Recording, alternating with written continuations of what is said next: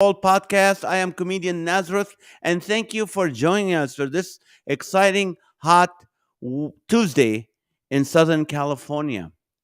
And thank you for joining us. Just a reminder before we start this Friday, I'm going to be in Nashville, actually, at the TBN studios with Governor Huckabee. I'm doing the show with.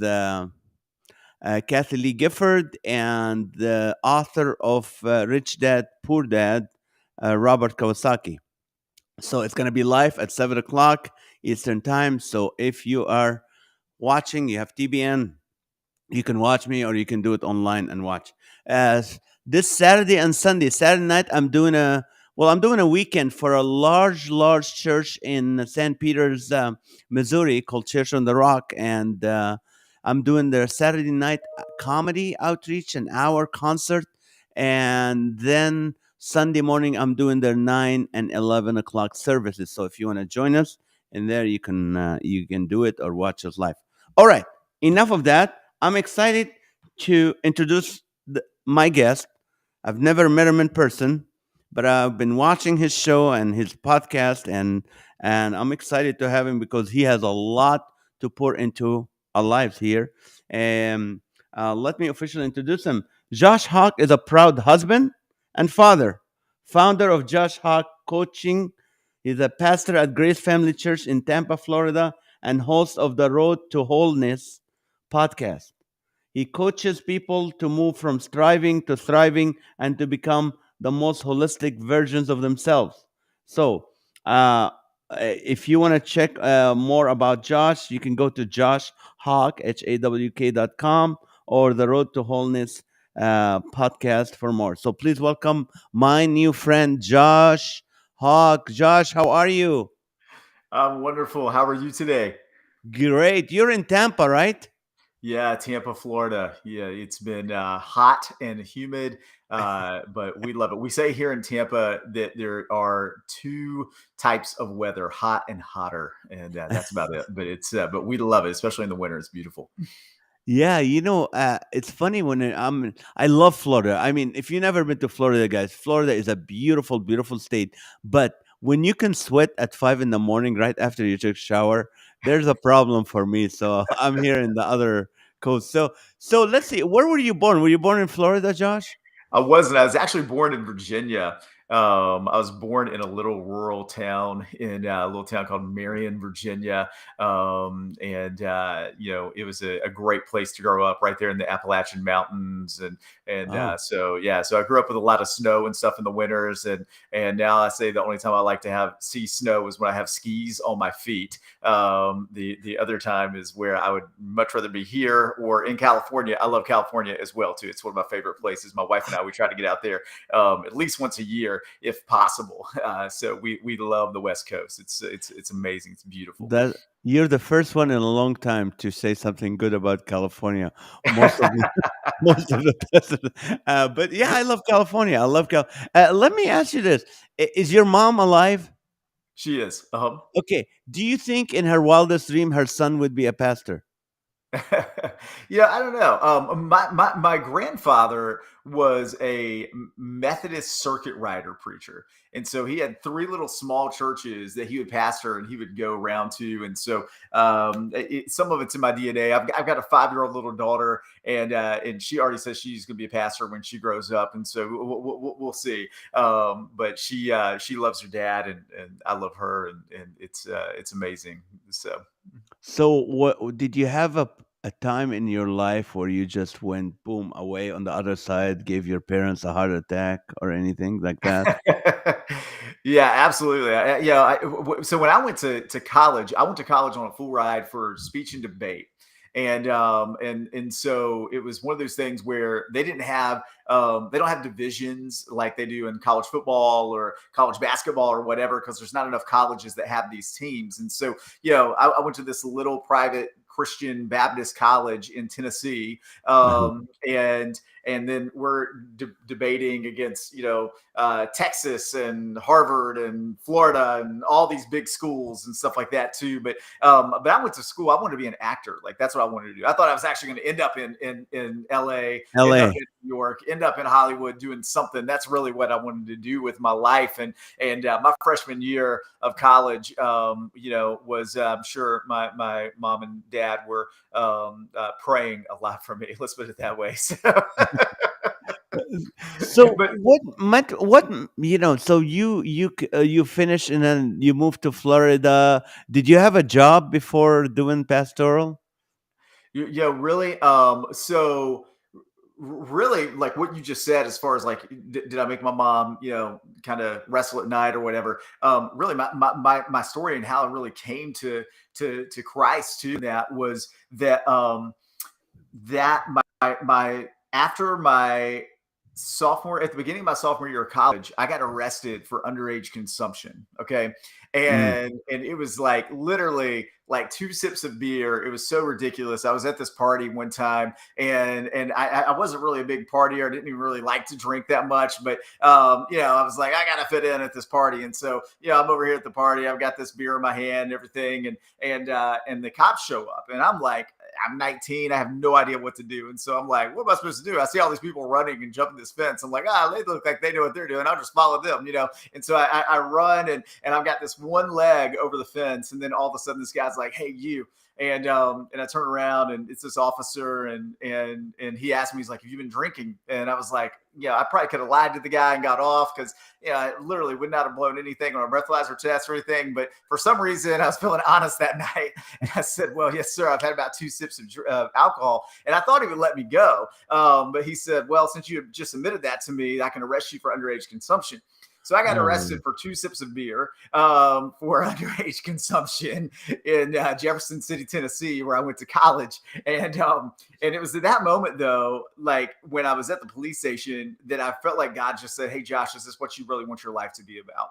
Mm. And I was like, no. And then it was through the course of about a year, I got this job at this Christian camp in Virginia one summer, and all these people, I saw all these college students like authentically living out the gospel at that time. And I was like, whoa, this is different. Like what's happening? And this is before cell phones got huge back in like 2001 or it was just a flip phone. So, like we weren't, constantly enamored with our phones then. And so really all I had at this camp in the middle of nowhere, Virginia, was like, Max Lucado books sitting around everywhere and the Bible and like these college kids that were listening to people like Third Day and Delirious and all this other stuff, and I'm like, what is happening? But I'll never forget it. I was driving home over the mountains of Virginia because after each week of camp, you would go home and then you come back on a Monday. And Right. so, and you camp all over. And so I'm driving over the mountains of Virginia and I'm listening to one of those Delirious albums from back in the day. I think it was the orange one. It was called Glow. Still one of my favorite albums. And, I worked with them. Yes. yeah, did you feel the mountains tremble? All those Yeah. things, right? I mean, it was just epic. And so I'm listening to that album. And all of a sudden, I'm pulling off of exit 48 to my hometown in Marion, Virginia. I call it my exit 48 experience. And I'm pulling off exit 48, and I just hear God say, Josh, you're mine. And Mm. brother, it was like at that moment, my whole entire life changed. It was like, the girl I was dating that I thought I was going to marry is like that ended. I remember going back and I was in this play and I had the lead in this Shakespeare play, and I'm getting ready to go out and do a scene. And this guy goes, and I'm talking to one of my friends, and I go, I'm not going to do this anymore. And he's like, what do you mean? I go, yeah, acting. And I told him, I said, I'm gonna go be a youth pastor. And and he goes, bro, that's the dumbest thing you could ever do with your life. You're gonna waste all your talent. But what I said is that to me, what I found out is I think God redeems our talent for higher purposes, whatever that is. And that doesn't mean that you can't be a lawyer, or you can't be a radio host, or you can't be like whatever. It's just going to go, whatever you do, how can he redeem that for a higher purpose? And he took all that gifting and communication and acting and everything and has put it into everything that I'm doing today, from preaching in churches, and I've been doing ministry for over 20 years now, and to the podcast, to the TV show, all of those things. let me just there's 101 people right as of now watching, other than the ones on TikTok. But Yeah. you know how pastors try to make a lesson out of every story. Next time you're at a party and you're underage and a cop asks you if you've been drinking, just say no and get yourself out. No, let me ask you. This Yeah, is that's an the real honest lesson. question, Josh. How many times since that moment, and you had a bad day as a pastor, go, man, I would have loved to be an actor. I would have Yeah. loved. Does this keep coming back? Does this, like, what if maybe I will? Yeah, yeah. Does that? There are times where I think about that, but for the most part, I'm like, I have no desire to do it at all. Like I can't even like I thought about that. 2 months ago, I was talking to my wife, and I was like, I can't even imagine being in a play. And I used to be in plays all the time. I just I think my desires just utterly changed. It doesn't mean I wouldn't enjoy it. I probably would actually. Mm, I think if I was to go out and get into it and start doing it again, man, I think I would love it, and it'd be super fun. But I just right now in my life, I just don't really have any desire to do it, and I love what I am doing. And so I think when you're really fulfilled in what you're doing, you have then it's like our minds can only they really can't think of more than two things at a time, right? mm, So whatever we are focused on, that's the direction that our life is going to go. I tell people all the time in coaching, your life is always going to move toward the direction of your I ams. Okay. So if you say, I am not enough, then your life is going to move in the direction of I am not enough. If you say I am enough, then your life is going to move in the direction of I am enough. Well, it's the same way vocationally, too, I think. If you are going, okay, my life, my desires are in the direction of this vocation, then you're going to move toward that. And I think that's what's happened to me. It's just like my life has been so focused on just where I'm going that I just haven't had a lot of time to look back and be like, oh man, what if I had went to Hollywood and all that stuff? So So how do you, like, for example, like, there's always that struggle between sometimes, like, there's a lot of motivational speakers, yeah. and there's some of that, like, oh, you gotta believe, and you gotta visualize, and you gotta repeat, and you gotta say these positive things. But then there is, uh, you know as a Christian, sometimes you feel that your vision is limited. You have it in you to do more, but your like vision is limited, and you maybe people say, oh, your faith is not enough. If you're Pentecostal or if you're Baptist, you go, well, if God wanted to make you bigger or make your ministry bigger, He would do. How do you tackle that as a coach? How do you handle that?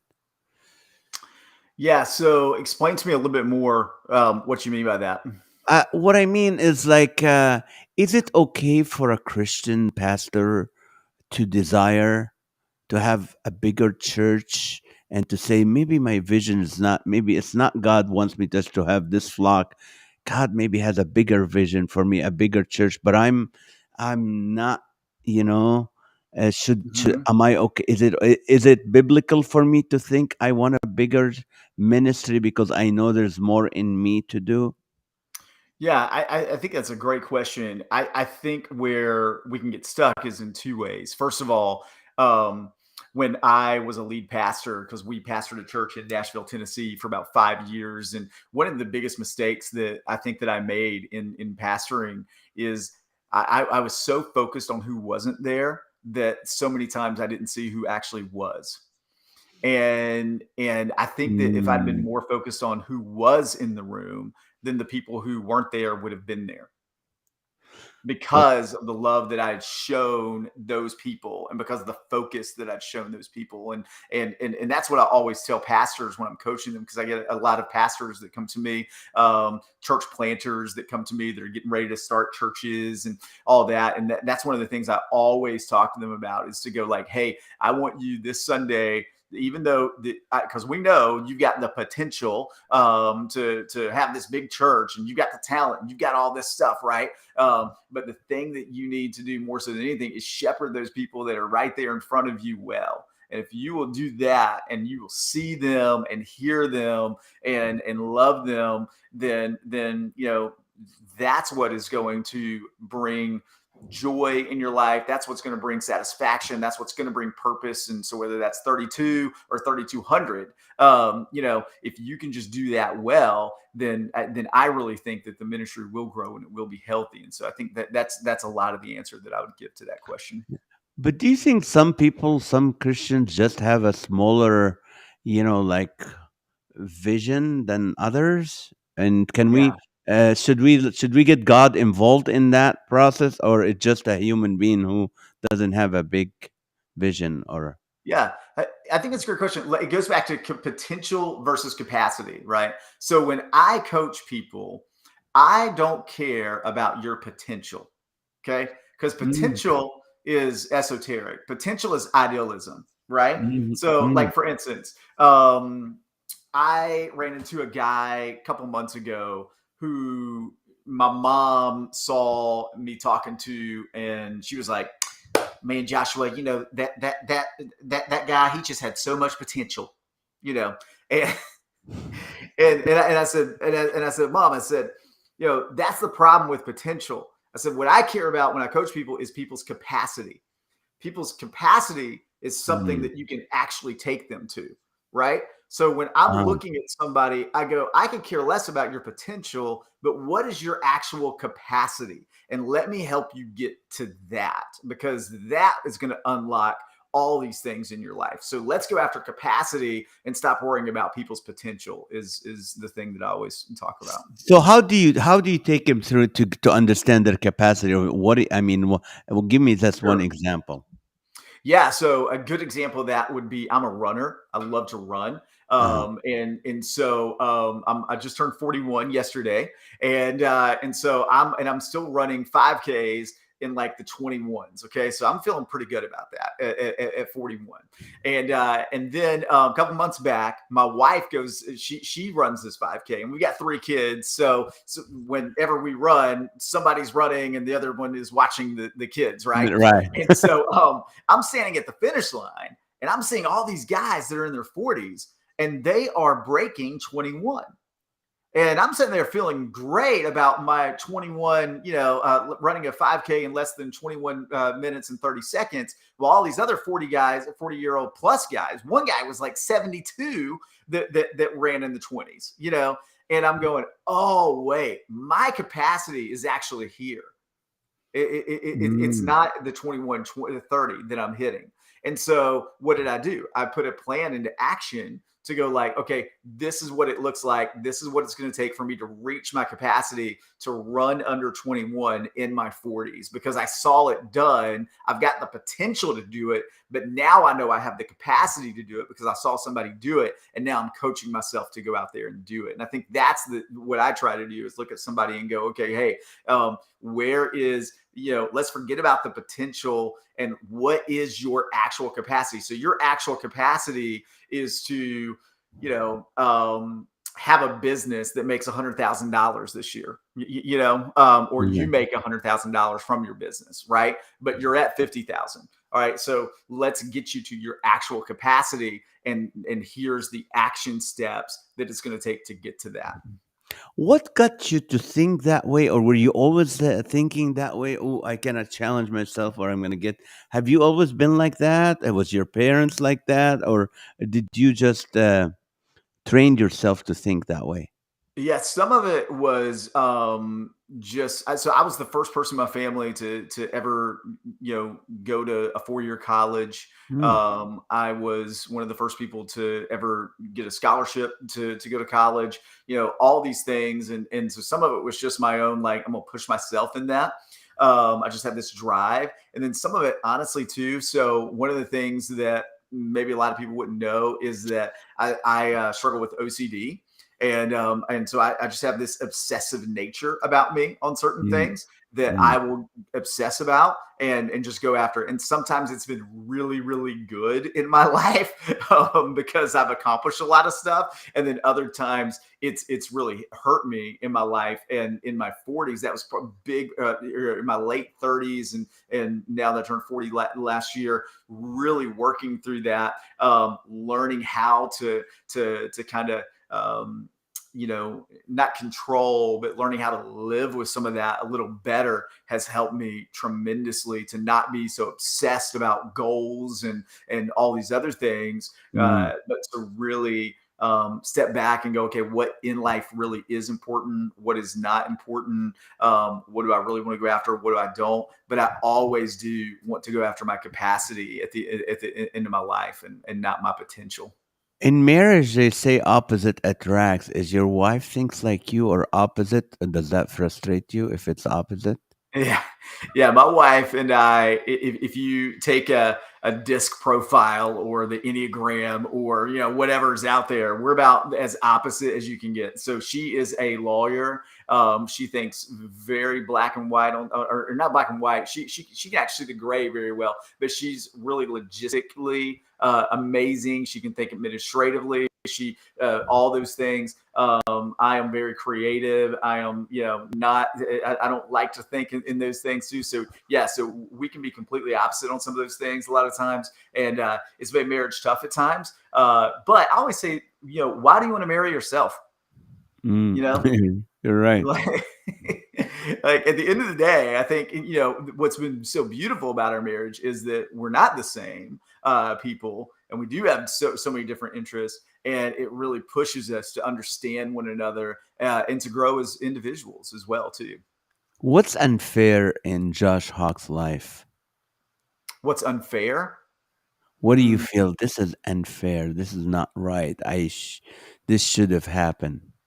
yeah, yeah. Well, um, I think as far as what is unfair, What frustrates you? yeah, what frustrates me is when my three kids don't listen to me. Straight up. Hello, join the club. Let's see. Let me add your name to it. How old are your kids? Yeah, about to be 10 and 8. I've got two boys. They got the same birthday on the 2 years apart, so that's fun. So they're August 15th coming up next week. Big day in the Hawk House. And then I've got a little girl named Mabry, and she is 5. So she starts kindergarten tomorrow. So we are getting ready Oh, for the first day of school tomorrow. well, I'll tell So you what. You haven't seen disobedience yet. Wait till they're 14. The boys, girls, they start at 13, and then you're uh, like, wait a minute, I didn't raise him that way. But yeah, no, no, I'm not. I mean, I have great kids. I have great kids, and but that's a. Let me ask you this: you're a pastor. You're in Florida. I'm in California. I'm an evangelist. I'm a comedian, of yeah, course, full time. But that's how is what is it like to have a state that really kind of closer to your belief system and values? yeah. I mean, it's great in some ways, and then to me, I always go, I am not afraid of the dark Mm, because I am the light of the world, right? I believe when Christians can really get that, like there's nothing in the world right now that I look at and go like, oh my gosh, let's flip out about this. There's mm, nobody that's going to be in power, whether it's a Republican or Democrat, whatever, that if we just elect the right guy, all of a sudden the lights are going to turn on. No, it's going to turn on when the church really realizes who they are, and they get the right identity. And so I always say stuff like, let's get the right identity. Let's realize that we are the light of the world because Jesus said we are. So am I going to mm. believe him or am I not? Right, And right. so like if we believe what Jesus said that we really are the light of the world. Crosby wanted to come say hello. Apparently, Hello. I'm I so sorry about that. no, no, But I should have brought my Delilah, but she will probably eat the microphone right now, so that's awesome. that's What so kind funny. of dog is that? This is a golden doodle, and Oh, the he nice. is he is 2 years old, and his name is Crosby, and he loves to be wherever I am. So yeah, Yeah. yeah. Let me So ask you this. You have a show called, I mean, a TV show, and also you have a podcast called The Road to we'll Wholeness. put him up. Hold on. Okay. Oh no, poor dog. He was young. Why would you do that to that Sorry about dog? that. Oh, no problem, no problem. I mean, just the fact to have a fairy dog in Florida, that's really suffering for him. The Road to Wholeness podcast. What is your meaning of wholeness, Josh? Yeah. Um, so theologically, I love to study the patristic fathers, the early church fathers. Mhm. So there's a saint called Saint Irenaeus, and Saint Irenaeus was a disciple of Polycarp, who Polycarp was a disciple of John the Beloved. None. And so, really, two generations away from Jesus. So, if we're going to theology, let's go back to the closest people to Jesus. And one of the things that he said was that the glory of God is man fully alive. So I'm getting ready to go get this like cool lion tattoo on my leg, and it's gonna be outlined with the glory of God is man fully alive. And so, because that's what I really believe that the cross it was accomplished. Like Mhm. Jesus said, it's finished. It's not partially finished. And so it's not like, okay, one day when we finally fly away and go to heaven, that now we're going to be, no. I believe that he has brought, because that goes back to what Jesus said, right? That he has come to bring life and life to the full. Abundant, And yeah. so then Irenaeus matches that from Jesus and says that the glory of God is man fully alive.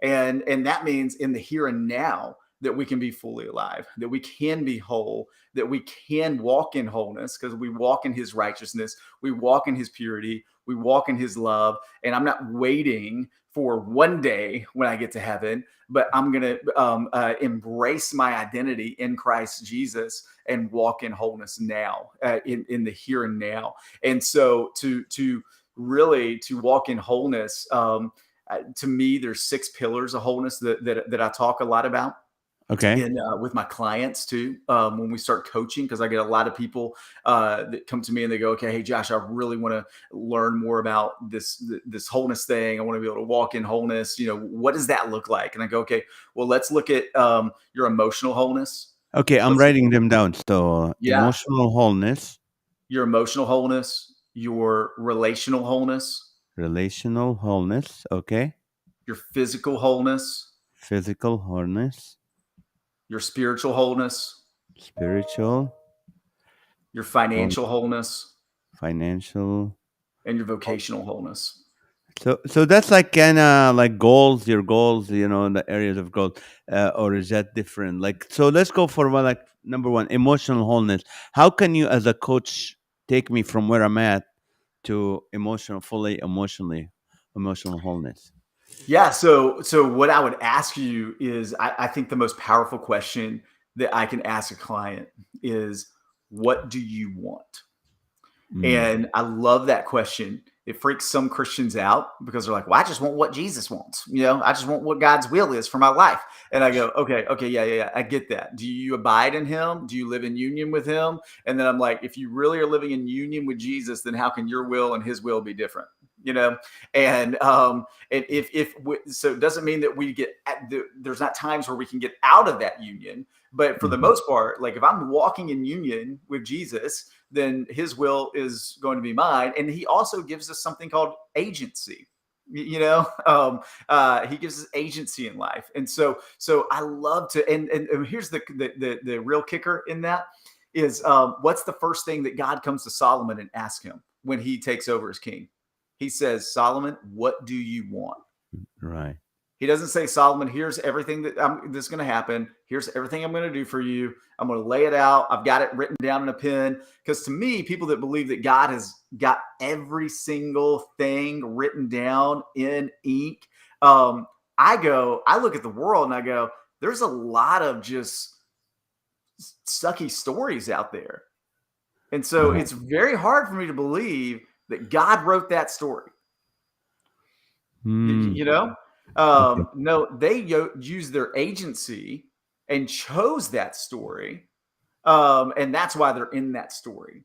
But God can come in and redeem that story too. So if we're looking at somebody in emotional wholeness, then I look at them and I go, okay, well, describe to me where you are emotionally Mm. throughout your day. Are you sad? Are you happy? Are you glad? Like if I had an emotional wheel right now here with all the emotions, you could point to this and this and this. And then somebody says, okay, well, I want to be joyful. Okay. That's what I want, Josh. Emotionally, I want to be joyful. And then I would look at them and I go, okay, well, what's three things you do a day that bring you joy? And they're like, well, I Mm. don't know, this or this. And so for me, I try to live my life every single day going like, what did I do today? Three things that would Mm. bring me joy, and I've got those things. Because if I'm going to want to be joyful, then I've got to do things. I've got to be action oriented toward things that actually make me joyful. Now, if you're single, or even if you're married, and what's some examples of three things that you can do? I mean, I know you can't be joyful every single day. I mean, there's stuff in the world that grieves us when we see this, Sure. that. But what, for example, what can someone who's single going, my life is not going anywhere. I never thought at this age or at this stage of my life I'll be here. What kind of thing can they do that can bring them joy, or is it different for every person? Yeah, I think that's where I would go. Okay, what are some things that do bring you joy throughout the day? And it doesn't have to be these like big huge things. Okay, so like for me, one of the things that I will do is I go, okay, um, I love to watch a certain show, and that Mm. show makes me laugh per capita more so than any other show on TV. And Mm. so on a weekly basis, I will watch that show and it makes me laugh. And every time I do, it brings some joy into my life. That's a Okay. that's a little thing, but I know that's going to bring me joy. Okay. So another thing is I love to go on walks. And I love to be just outside, whether that's running, whether that's walking. So I know that being outside doing something is going to bring me joy, and so I'm Mm. going to intentionally do that. What I call it is showing up to the movie of your own life. Okay, Mm. because what a lot of people are doing is it's like we're actors on the set, Mhm. and some of us know the lines that we're supposed to be giving, um, and the director is going, "Hey, action! Hey, Josh, this is the moment where you're going to show up and be joyful in the scene." Okay, and then you know the lines, but you're just sitting in your chair, not doing Mm. anything. But then there's other people that I coach, they don't even know the lines at all. They don't know what even being joyful looks like in their life. And I got to help them learn the lines so that when the director goes, hey, this is the moment where you show up joyful, then you know what to do because you're saying you want to be joyful.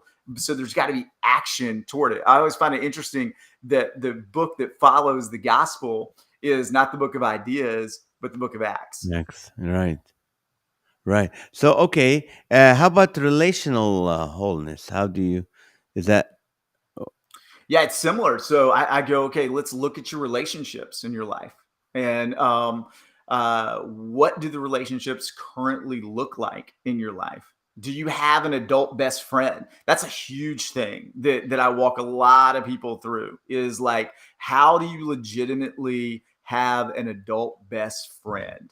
That was a huge thing for me, and I have an adult best friend that I absolutely love, and we are very intentional about that. But there's a lot of adults that I go that if I ask that question to, they're like, I have no idea. And the statistic on that is if you are married and your wife dies first, and you're a man that does not have a same sex best friend relationship Mhm. within 3 years, you're gone. Wow.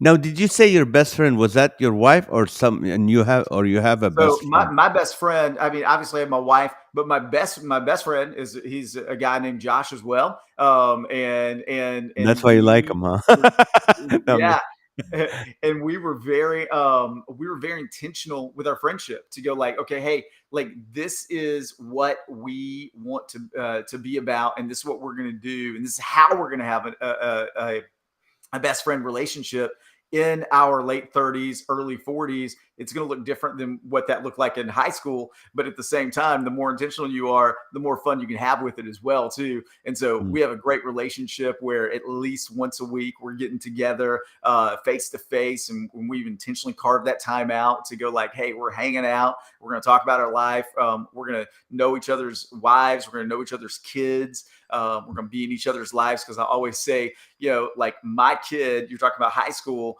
Well, one of the things that I want from my kid is when he's in high school and he's acting like a knucklehead and he's not listening to me, I go, okay, hey, go talk to Josh, because Josh, hey man, I need you to get over here and talk to this kid because he's not listening to me. Maybe he'll listen to you, Mm. And so there's moments like that too. That having those adult best friends that can really help you in your parenting and all of those things as well too. So, but just relationally, that's a big thing. Like obviously, what does your relationships look like with your spouse? Let's talk about that type of wholeness. Where are you in those things? What do you want your relationship to look like? What do you want? How do you want to show up in the room relationally at work? How do you want to show up in the room Mm. relationally? You know what I mean? Like all of these things, like helping people to really think about that, because it's just so powerful when we get a vision, a real vision for where we want to go. All right. Physical, I kind of, we all know that, how to, to improve, have goals and physically. I work out Yeah, 2, 3 times a week, weightlifting. I walk every day because of my yeah, dog too much. Financial, financial wholeness.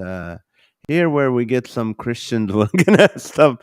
And so like, what do you mean? I'm like, is it okay to pray for more, to have more money? What is how yeah. do you have Financial finance? is huge. And I think a lot of Christians, they have a like one of the things I work with a lot about in my clients is like there's a lot of because I have clients that are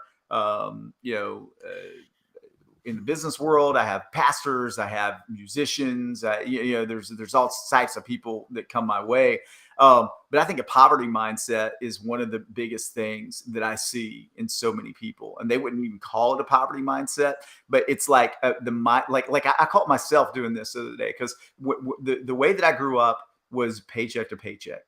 Like I would go into Walmart and be like, "Mommy, I want this Ninja Turtle," and she'd be like, "Hey, well, maybe we can get it next time because I got to wait till we get paid, or I got to do this or this." Okay, well, I'm not in that financial situation, praise God. But it is one of those things where I'll be walking through the store with my kid, and my kid will be like, "Hey, Dad, can I get this?" I'm like, "No, not right now." And he's like, "Why?" And I'm like, "Ah, well, it costs money, and we don't have that right now." And then I'm sitting there going, "Like, wait, why did I say that? Like, we do have that, Mm, but it was so ingrained in me to say that it so naturally comes out." And so there's times where, or like people are repelling financially what they want. So what I mean by that is somebody can go like, "Oh yeah, well look at those people over there, man. That those people just have it all, and I'm never going to have anything." I'm like, well, you're mm. actually repelling the very thing that you want by talking that way.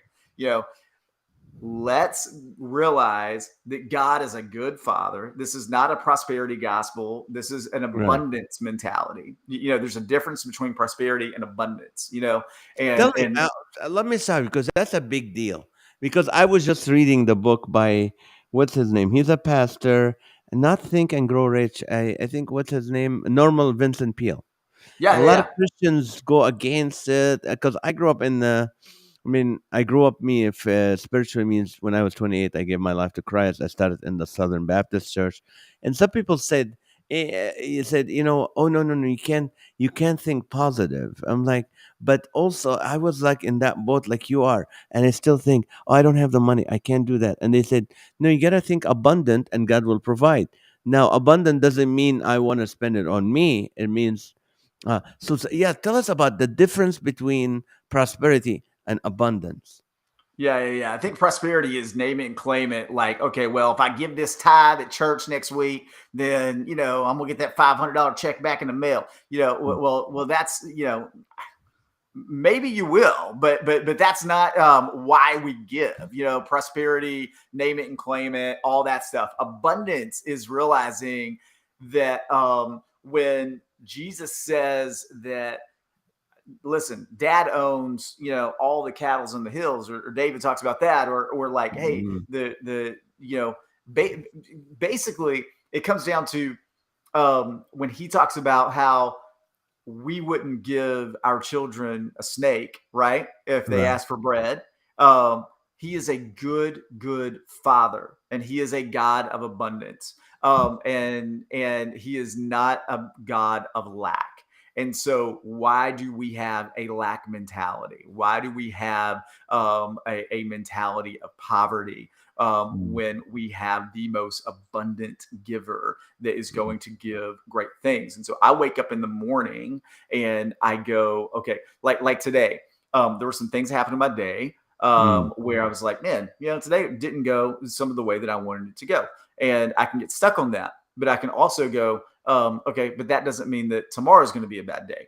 That doesn't mean tomorrow is going to be this. Just because I had a bad day with my wife doesn't mean I'm going to have a bad day with her tomorrow. Just because I had a mm. bad day with my kids doesn't mean I'm going to have a bad day tomorrow. Because surely only goodness and mercy follow me all the days of my life, right? And I'm going Yeah, to right. claim that, and I'm going to put that into action because I'm going to believe it, because my life will also move in the directions of my beliefs. And so if I believe God is abundant, then I'm probably going to live a life of abundance in my relationship, abundance in my finances, abundance in all of these things. Because, like, not just financial abundance, because you can go to, I've been to Africa on many mission trips, and those people are so much more abundant than I am living in the U.S. sometimes, and Right. and so Yeah. it's not a matter of things or stuff, but it's a matter of, like, hey, God really is abundant. He's a good father.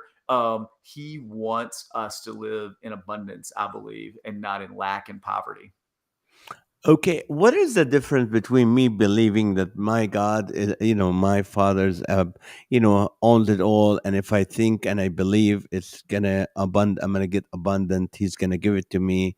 How is that different than some people who say if you think it, it's as a man think is, so it will happen? I mean, what is? Yeah, I mean, yeah, I'm not because I speak at so many different churches from both poles. right. I'm always intrigued to know, as a man of God, Yeah, what is your thought? I think it all comes down to, like, is God a good father, Mm, and that is, like, the number one thing I think a Christian can really know, is that God is a great father. He is a good father. He loves us way more than anything else. 'Cause and he's a better father to us than we are to mm, us. I think there's a lot of Christians that they wouldn't say this. I wouldn't have said this, but then I realized it one time. I realized, I actually had to admit this, that I thought I was a better father than God. I didn't grow up with a great dad. mm, You know, my dad wasn't around in my life, mm, and when he was just in and out, all those things, and then he died of a massive heart attack in his sleep when he was 42. oh, He because he was. He just had a lot of health problems, and some drinking and smoking and stuff exasperated those things as well too. But it was one of those things where, so for me, like, I had to really wrestle with that and go, like, oh wait, no. There is no father that is greater than God. And so when I really believe that I'm his beloved, when I really believe that I'm his son, when I really believe that he is a good father, then that's what I'm claiming on my life. And I live as a son underneath that. And when I read the prodigal, mm. like, whoa, he comes home, and it's abundance. Right. It's funny. This morning on my walk, I was listening to John Piper, And the thing he was asked about, well, one guy was asking, which is most of us ask, I know God loves me because He's love, and the Bible tells me He loves me and He's loved the world, but does He like me? Yeah. And we get to the point where if you're walking with the Lord, if you're His and He's working the work of sanctification, He's actually delighting in us. And it's a Yes. hard time. It's hard for us to believe. I had a good earthly father. He loved me. He wasn't around because he was always working 8 days a week. But I know he loved me. But when we think of God's love, I mean, I'm always thinking of my shortcomings, like how I'm not shortcomings with God, with I should be doing this, I shouldn't be fearful of that, I should be trying this, I should be spending more time on this. And I'm not thinking of like, well, they say God doesn't look like as that. God looks like, wow, look, Right. he's doing these things right. Right. He's not looking at the wrong. So it's very Yeah. interesting with what you're saying And right now. It's just yeah. interesting. And what I would challenge you to do to think through too is to go, how do you replace all your shoulds with desire, wish, want, or like?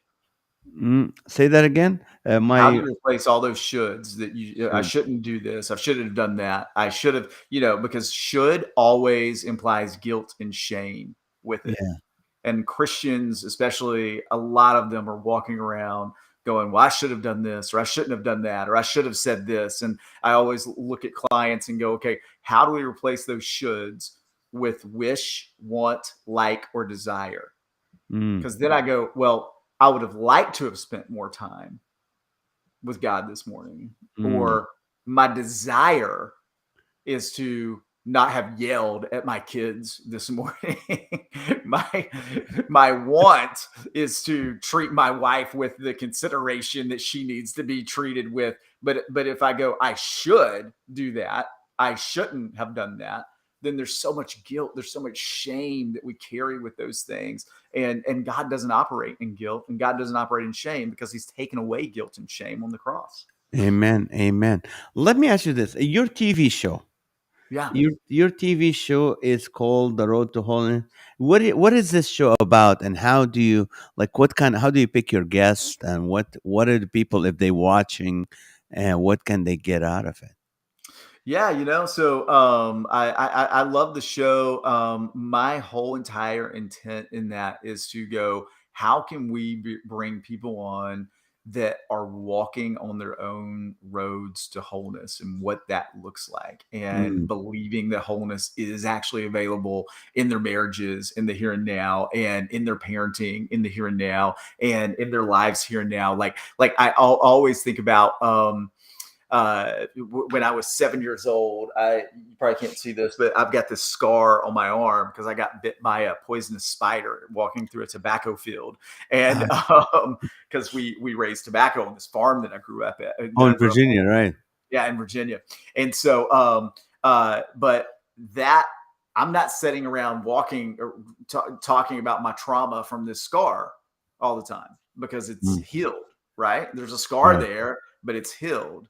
And I think those are some things where I go, no, there's been wholeness that's been found. And I think a lot of people mentally, even when I went to see my therapist for the first time, I looked at her and just said straight up, I was like, hey, if I'm still here in a year and a half, you're not doing your job.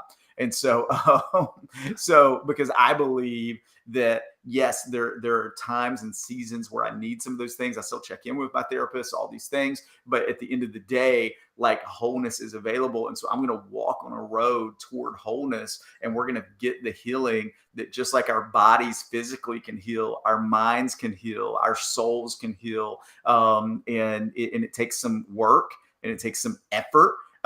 Just like if you do something to your body, sometimes Mm, you're gonna have to go through some physical therapy, and you don't like going through physical therapy, but you do that so you can begin to walk again, and your body can heal. And so those are some things that I really look at, and when I invite somebody on the show, is I want to go, okay, hey, what's the story, but then also how have you found what that road to wholeness looks like in your life, or how are you helping other people on their roads too? that's awesome. What? Okay. Oh, wow. It's already 49 minutes. Okay, let me ask you this, Josh. What is the most embarrassing thing that happened to you?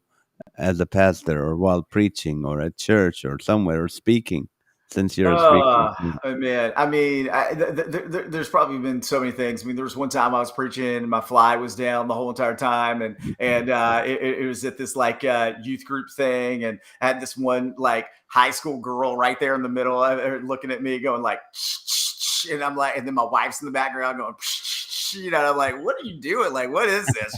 I had no idea, and I just preached the whole entire time my fly down. So that was probably pretty embarrassing as far as just speaking and all those things. I mean, there's been other things and that I've done that I just go, wow, man, I can't believe that happened. But yeah, that was that was one of the most embarrassing times.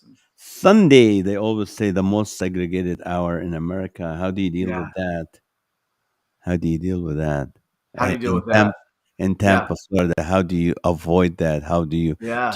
feel the need to change that, or Yeah, what is your absolutely. I mean, I mean, our church, we are very, very blessed because it is very, very multiracial, multi-ethnic. Tampa is a very blended city with so many cultures and things like that too. So I would say we do a great job of that. But man, but the gospel is always about unification, and there is no Greek, Jew, slave, free, Hebrew. Like we are all, together in Him. And so I think that the the sooner we can recognize that and move toward that, the more beautiful this world will be. And it's a beautiful thing to walk in that and live in that. And I love going. That's one of the things I love about our church at Grace Family Church in Tampa, is the just the so many different variety of people that you meet and get to see and learn from, and it's beautiful. Amen. All right, here's a question. Let's see. Let's see. What is your best advice? What's the best advice that helped you as a husband?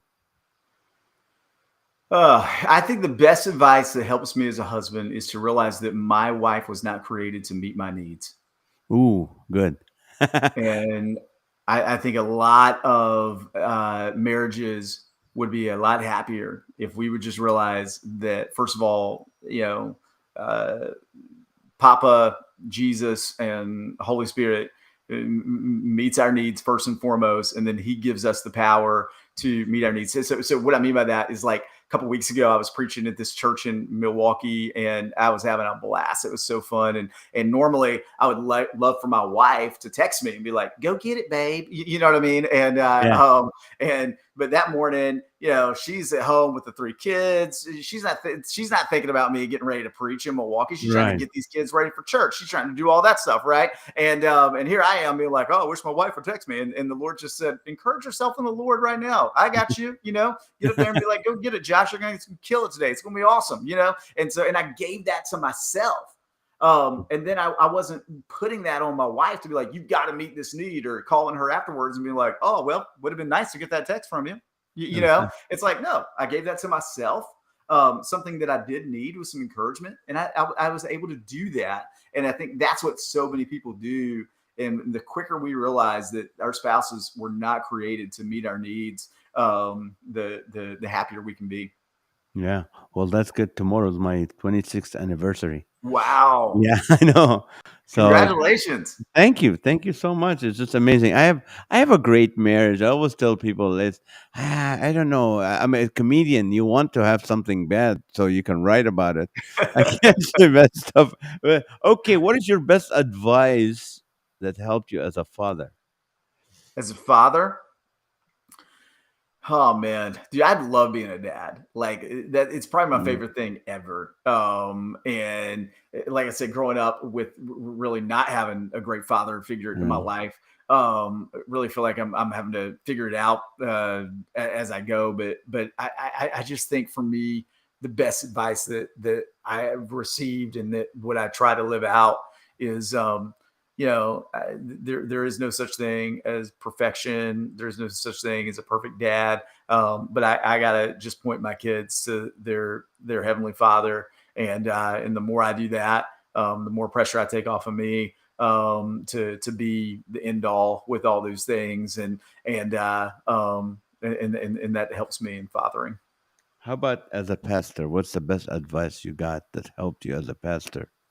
Mm. um, well, that's a loaded question, because there's so many different views on things. I think me always remembering that I am in the building people business.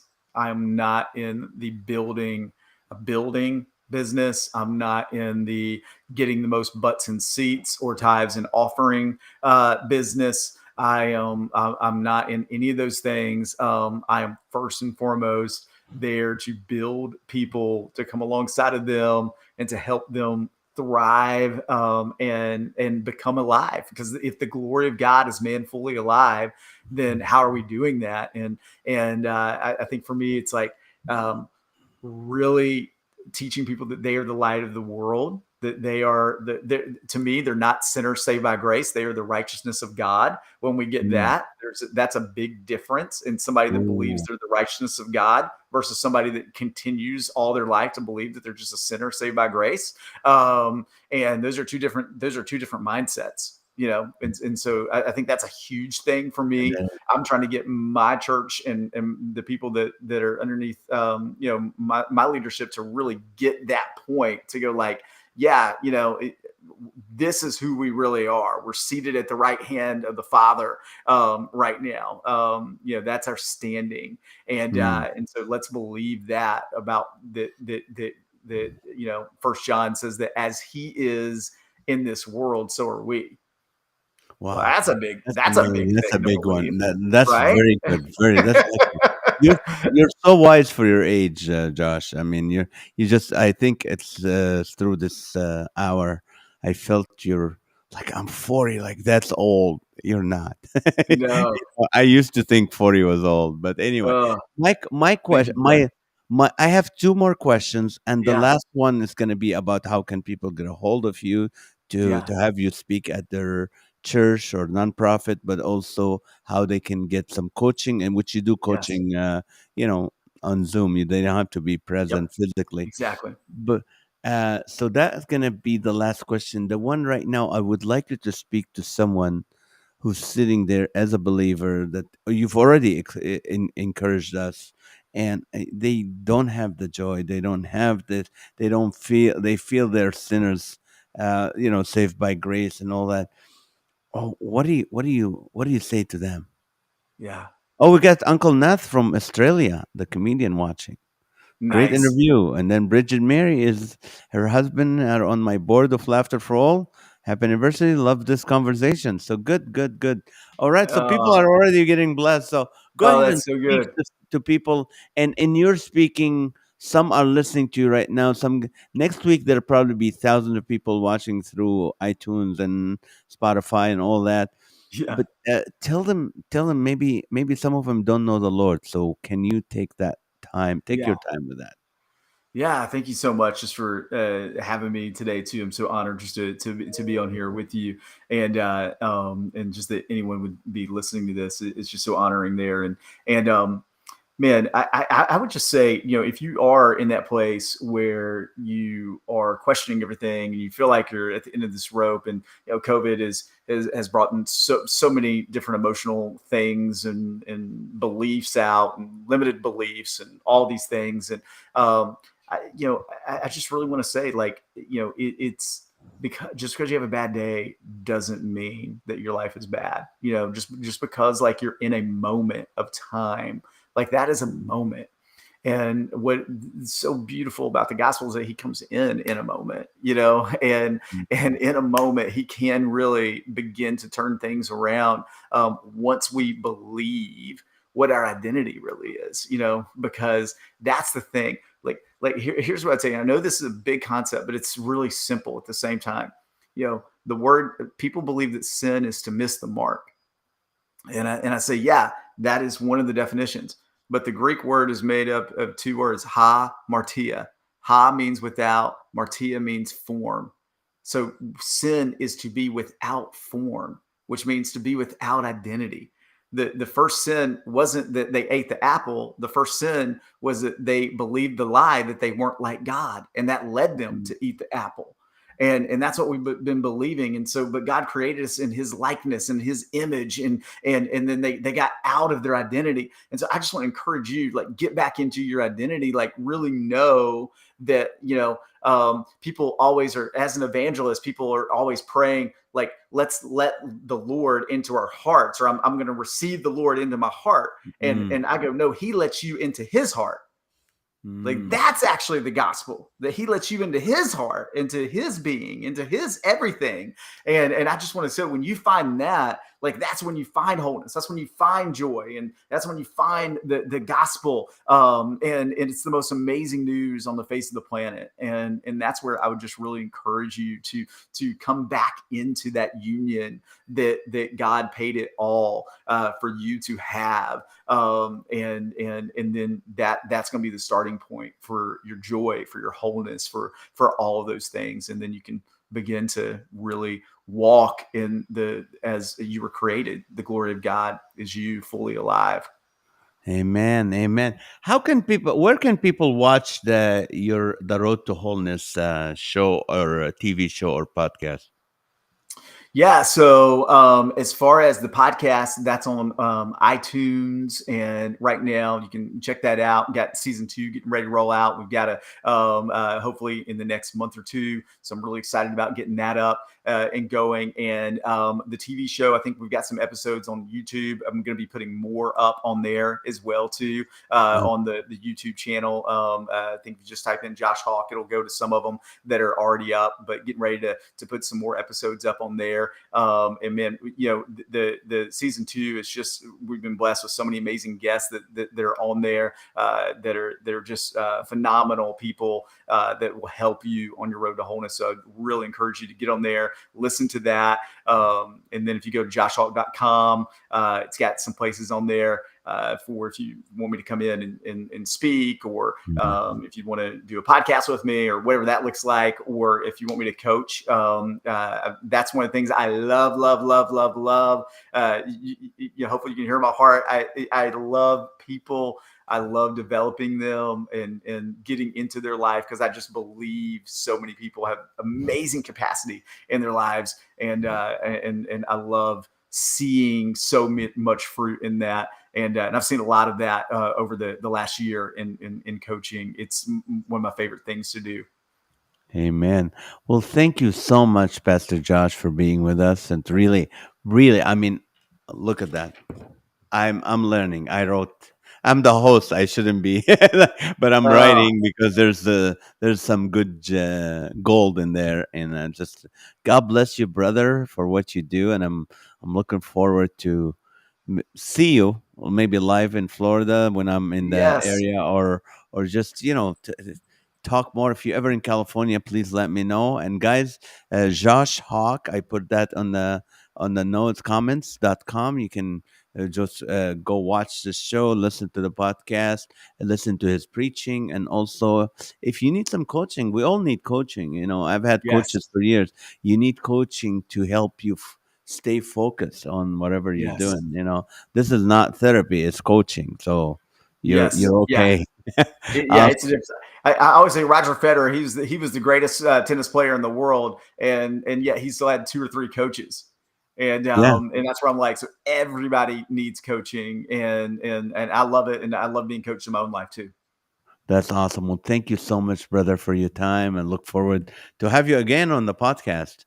And by the way, Absolutely. Mac Powell is going to be on the podcast in a few weeks. So, when you used to go listen to them going up the the Yes, mountain. I was Awesome. singing some Angus Day in the shower the other day. Come on, man, let's go. Well, God bless you, brother. Thank you so much. And guys, thank you for watching. And people on TikTok, let's see how many we had. Oh, 2,000 likes. Thank you. Thank you, guys. I love you guys and have a great night.